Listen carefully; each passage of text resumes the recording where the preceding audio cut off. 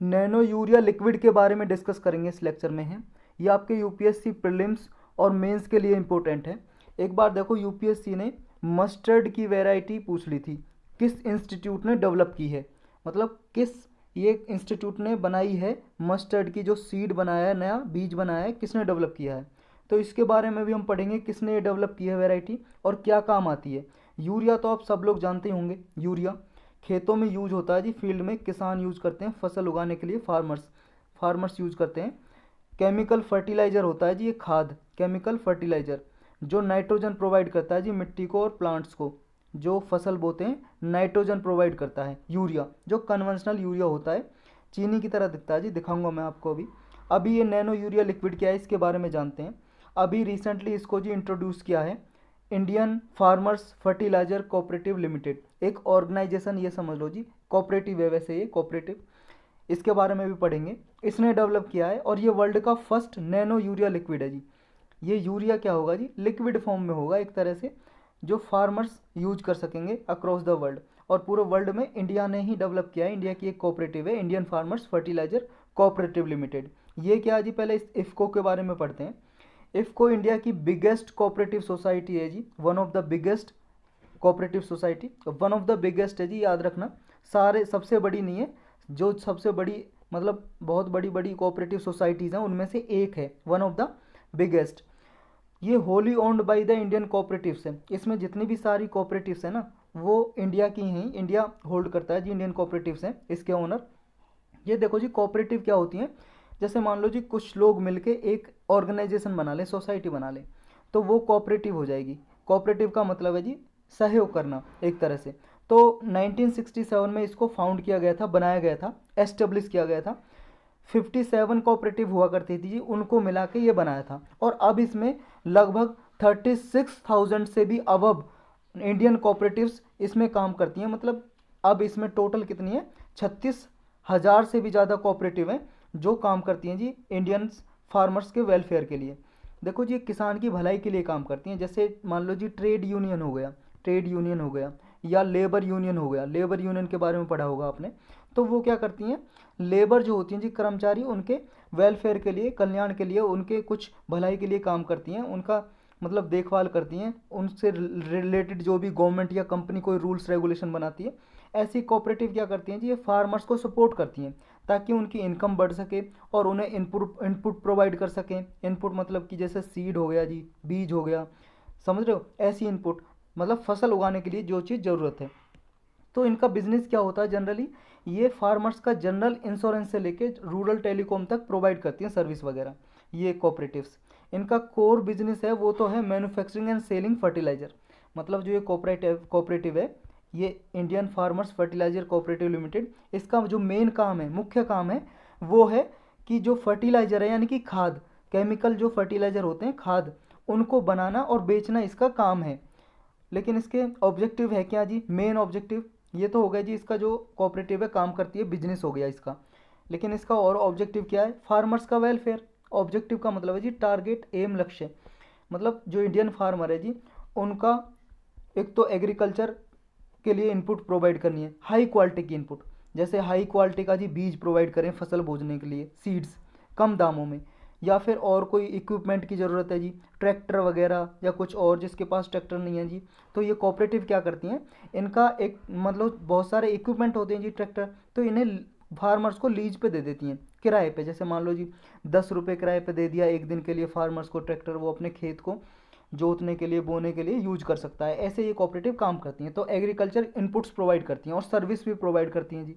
ये ऐसी सर्विस और इनपुट देती हैं जो इन्वायरमेंटली सस्टेनेबल हो, इन्वायरमेंटली सस्टेनेबल जिनसे पर्यावरण को कम नुकसान हो। तो ऐसे ही बीज प्रोवाइड करती हैं जी, ताकि फार्मर्स का वेलफेयर हो जी, कल्याण हो, उनकी भलाई हो, बेनिफिट के लिए काम करती हैं। अब ये नैनो यूरिया लिक्विड क्या है जी, मेन हमारा काम ये है।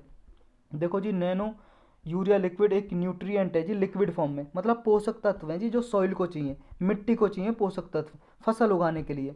तो ये प्रोवाइड करेगा जी नाइट्रोजन, नाइट्रोजन प्लांट्स को देगा।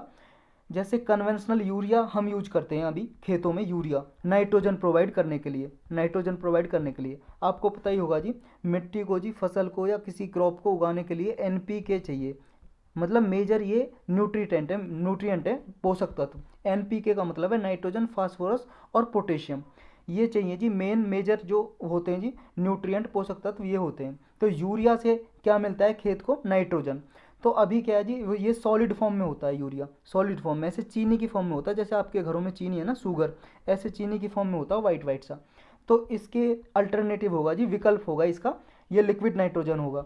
ये जी रिप्लेस करेगा यूरिया को। और ये क्या करेगा, अभी जो यूरिया यूज होता है उससे भी 50% कम, एटलीस्ट 50% कम यूज करना पड़ेगा न्यूट्रिएंट जो है जी लिक्विड नैनो यूरिया लिक्विड है जी।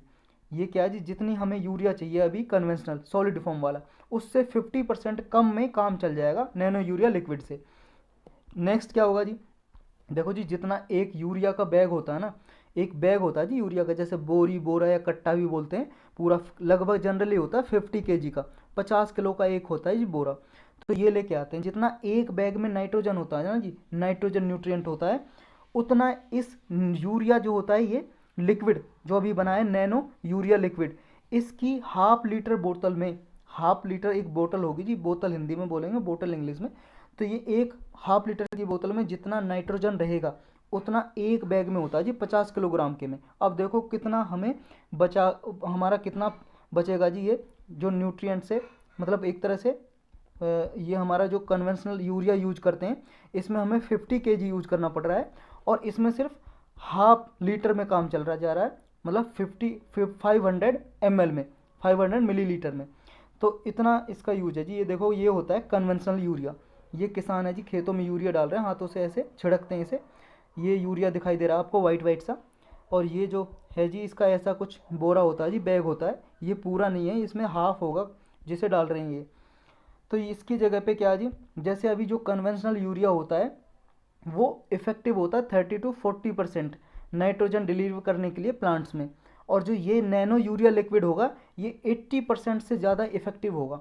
मतलब कि जी इसमें क्या है, जो यील्ड है क्रॉप की वो इंक्रीज हो जाएगी। यील्ड का मतलब है जी प्रोडक्टिविटी, प्रोडक्टिविटी प्रोडक्टिविटी का मतलब है जी, जैसे मान लो एक खेत है जी, इसमें अभी होता था यील्ड, और प्रोडक्टिविटी का मतलब जान रहे हैं हम, हिंदी में बोलते हैं उत्पादकता, उत्पादकता, उत्पादकता। तो प्रोडक्टिविटी है जी या यील्ड, जैसे एक खेत में जी अभी मान लो 100 kg फसल होती है, 100 किलोग्राम, और अगर मान लो इसी सेम एरिया में एक ही खेत है इसमें जी 150 kg हो जाए, तो इसे बोलेंगे इसकी यील्ड इंक्रीज हो गई, उत्पादकता बढ़ गई जी, प्रोडक्टिविटी, यानी कि एक खेत में जितना पहले हो रहा था उससे ज़्यादा हो गया अनाज, कोई भी अनाज मान लो जी, वीट, राइस, कुछ भी। तो इसकी इफेक्टिवनेस अच्छी है एक तो, मतलब ज़्यादा इंक्रीज होगा। और ये अभी जो डेवलप किया जी इफ़को ने, ये क्या है 94 क्रॉप लाइक राइस और वीट में ये अप्लाई करके देखा है, और 11,000 फार्मर्स ने ये अप्लाई करके देखा, टेस्ट करके देखा नैनो यूरिया लिक्विड, तभी ये मार्केट में आया है जी। समझ रहे हो, इसकी जो एवरेज यील्ड इंक्रीज है 8% तक इंक्रीज देखी गई है। मतलब जैसे पहले मान लो 100 होता था एक खेत में 100 kg, तो 108 kg हो रहा हो उसी खेत में, और यूरिया भी कम लग रहा है जी, पहले 50 kg जो लग रहा था, और अब सिर्फ हाफ लीटर में ये काम हो रहा है जी लगभग। और हाफ लीटर में ये काम हो रहा है, मतलब इनकी जो क्या जी कॉस्ट भी कम होगी ना, उसकी कॉस्ट भी कम होगी, तो इसलिए ये जी हो रहा है, इसलिए मतलब इम्पोर्टेंट होगा। अब यूज आता है जी, देखो ये इफ़को है जो, ये इसने क्या किया था, ये वाला इफ़को जो हमने पढ़ा था, ये कोऑपरेटिव है जी, जो इसने क्या किया था, इंट्रोड्यूस किया है अभी, इसको दिया गया था, मतलब इसने क्या है खेतों में इसने एक्सपेरिमेंट करके देखा कोऑपरेटिव ने, क्योंकि ये कोऑपरेटिव डायरेक्ट फार्मर से जुड़ी होती हैं, फार्मर से जुड़ी होती हैं। तो इन कोऑपरेटिव ने किसान को ये प्रोवाइड किया nutrient liquid, nano urea liquid, और फिर इन्होंने एक्सपेरिमेंट करके देखा। लेकिन ये डेवलप किसने किया जी, बनाया किसने, बनाया तो इस कोऑपरेटिव ने नहीं है, इसका काम थोड़ी ना है बनाना, यानी कि साइंस रिसर्च वगैरह करना। ये बनाया जी एक रिसर्च सेंटर है गुजरात में, जिसका नाम है nano biotechnology research centre Kalol Gujarat. देखो जी यूपीएससी ने एक बार यही पूछ लिया था, जो पहले हमने स्टार्टिंग में डिस्कस किया था, जो मस्टर्ड की वैरायटी कौन से इंस्टीट्यूट ने डेवलप किया था, और वो दिल्ली में इंस्टीट्यूट है जी, उसने डेवलप किया था। तो ये इंस्टीट्यूट का नाम भी पूछ लिया था उसने, समझ रहे हो, एक स्टेटमेंट में देखे। तो आपको ये याद रखना है, नैनो बायोटेक्नोलॉजी रिसर्च सेंटर, ये कलोल है जी, कलोल है, गुजरात में जगह है, वहाँ पे ये इंस्टीट्यूट है, इसने डेवलप किया और ये इंडिजिनसली डेवलप किया, हमने ही खुद, कहीं बाहर से टेक्नोलॉजी नहीं ली है। और वर्ल्ड में जी फर्स्ट ऐसा यूरिया है, लिक्विड यूरिया, ये नैनो यूरिया लिक्विड जो हमने डेवलप किया है। और ये इसमें क्या है जी, देखो अभी तक इंडिया क्या है, इंपोर्ट करता है बाहर से, इंडिया इंपोर्ट पे डिपेंड है जी, निर्भर है, बाहर से हम परचेज करते हैं यूरिया, हमारे यहाँ पे सफिशिएंट यूरिया प्रोडक्शन नहीं होता जी उसका, जितना हमें किसानों को यूरिया चाहिए होता है, तो बाहर से मंगाना पड़ता है। तो अब ये क्या है जी, इसमें क्या है, हमारी जो डिपेंडेंस है वो रिड्यूस होगी बाहर से यूरिया मंगाने की, जब ये हम यूज करेंगे नैनो यूरिया लिक्विड। अब इसका सिग्निफिकेंस और क्या है जी, इंपॉर्टेंस और क्या होंगे नैनो यूरिया लिक्विड का यूज करने से। एक तो जी इम्प्रूव्स प्लांट न्यूट्रिएंट, जो हमने देखा अभी, प्लांट के लिए जितने भी न्यूट्रिएंट्स चाहिए जी, जो नाइट्रोजन चाहिए वो इंक्रीज होगा जी, समझ रहे हो, उसकी न्यूट्रिशनल क्वालिटी इंक्रीज होगी, ये एफिशिएंट और इफेक्टिव होगा। और ये बूस्ट करेगा जी एक तरह से, जो एक्सेसिव यूज करते हैं जी हम यूरिया का, वो रिड्यूस हो जाएगा, समझ रहे हो। देखो जी, जब हम यूरिया को क्या है, एक लिमिट से ज़्यादा यूज करते हैं सॉइल में, कन्वेंशनल यूरिया, तो वो क्या है जी, सॉइल की जो प्रोडक्टिविटी है उसको इंक्रीज करने की बजाय रिड्यूस कर देता है। और उससे क्या है जी, जब पोषक तत्व भी कम हो जाते हैं तो वो जो प्लांट की जड़ें होती हैं, रूट्स, उनको अच्छे से पकड़ नहीं पाता, और उससे क्या है, जैसे बारिश तेज हुई तो उससे सॉइल इरोजन होने का ज़्यादा खतरा होता है। सॉइल इरोजन यानी कि मृदा अपरदन बोलते हैं हिंदी में, जब मतलब मिट्टी पानी के साथ बह जाती है। तो इससे क्या है जी, जब लिक्विड, जो ये नैनो यूरिया लिक्विड है ये यूज करेंगे, तो इससे हमारा एक तो यूरिया पे डिपेंडेंसी घटेगी, रिड्यूस होगी, और सॉइल में इसका जी ज़्यादा क्या जी पकड़ होगी, एक तरह से क्रॉप को स्ट्रॉन्गर बनाएगा। मिट्टी क्या है जी, मिट्टी में क्रॉप उग रही है तो क्रॉप को स्ट्रॉन्गर बनाएगा, हेल्थियर क्रॉप होगी। और ये प्रोटेक्ट करेगा लॉजिंग इफेक्ट से भी।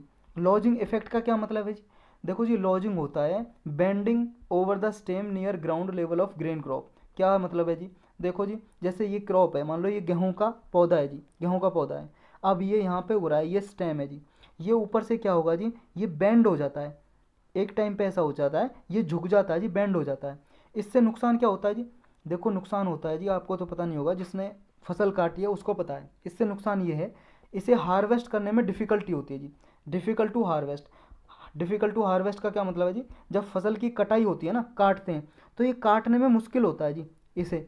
और दूसरा जी, इससे नुकसान होता है रिड्यूस यील्ड, यील्ड भी कम हो जाती है। यील्ड का मतलब जी प्रोडक्टिविटी। मान लो जी, एक खेत में जी, ये मान लो ये सारे लेट गया ये धान, मतलब धान बो रहा जी, पैडी कल्टीवेशन हो रही है मान लो, या गेहूं का एग्जांपल ले लो जी, वीट का, ये सारा वीट लेट गया, ये झुक गया, बैंड हो गया, तो ये क्या है, इसकी पूरी जो आयु थी, एज थी, उससे पहले ये बैंड हो गया। यानी कि जब ये क्या है, जब बैंड हो जाएगा तो ये टूट जाएगा लगभग यहाँ से जी, यहाँ से टूट जाएगा, लेकिन झुका रहेगा, इससे जुड़ा रहेगा और झुका रहेगा।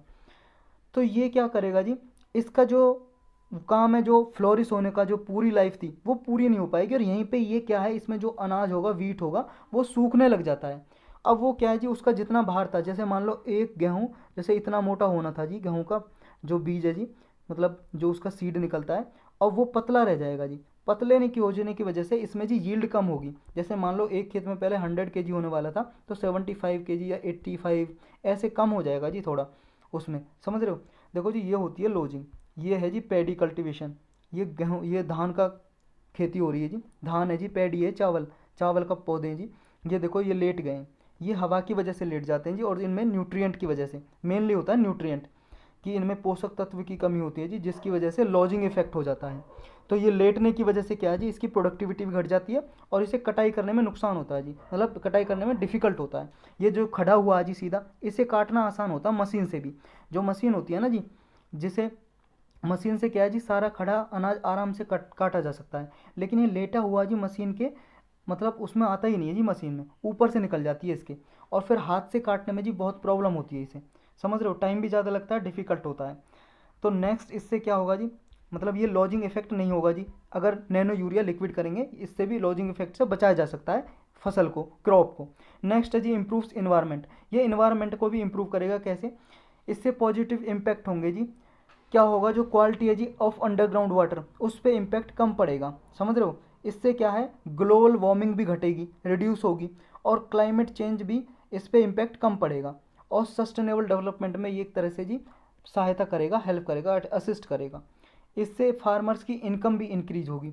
इनकम इंक्रीज कैसे होगी जी? देखो जी, कम यूरिया जब हमें यूज करेगा किसान जी, हमें यूज करना पड़ेगा कम यूरिया, तो नैनो जो अगर यूरिया लिक्विड यूज करेगा तो कम यूज करना पड़ेगा, उसकी कॉस्ट कम लगेगी। कॉस्ट कम लगेगी तो जी जैसे मान लो अगर वो से पहले 100 रुपये लगा के जी, वो मान लो जी 150 का फ़ायदा हो रहा था उसे, 100 रुपये इनपुट आई उसकी और 100 रुपये में उसकी फसल जाके बेची, तो उसे 50 रुपये बचे। अब मान लो जी 100 नहीं बल्कि 50 रुपये खर्चा आ रहा है जी उसको फसल को उगाने में, और अब जो हो रहा है जी 150 ही मिल रहे हैं उसे, तो 100 रुपये उसका प्रॉफिट हो गया।